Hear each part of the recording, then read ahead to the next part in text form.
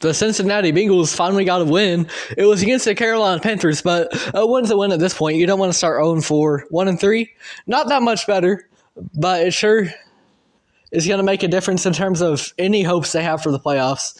And for the Bengals, I've said it before, these slow starts are not sustainable if you want to make a playoff run, if you want to push for that Super Bowl, because with the talent on your roster, you really should be.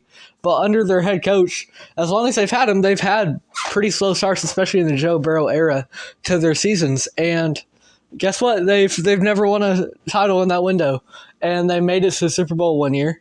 But that's about it. They have one AFC championship to show for it, and they always get off to these 0-2 starts, or worse. This year was 0-3, and I think just having the margin for error becomes so little when you start off by losing a couple of games. Your team has to execute week in, week out.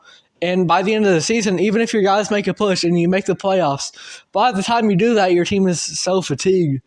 And it's just not sustainable if you really wish to win a Super Bowl. I think it starts from the head coaching position. It starts from the culture, because these guys, they start off the year and they just don't look like they're ready. They look like they could have used a few more weeks to really get in tune with what they're doing. And, Jamar Chase had a great game this past time.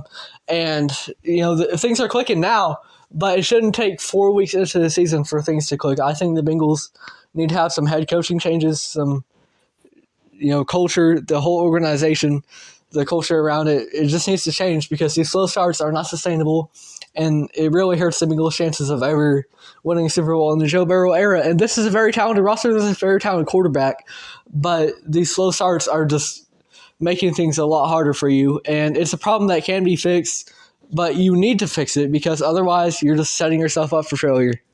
If you enjoyed this video, it would be great if you could find it in you to like, subscribe, maybe check out the full podcast on Spotify, follow us on there, follow us on Instagram.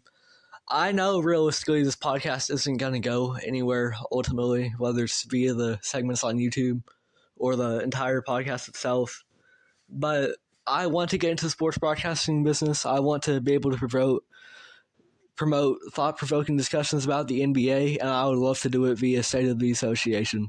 Thank you if you made it all the way through.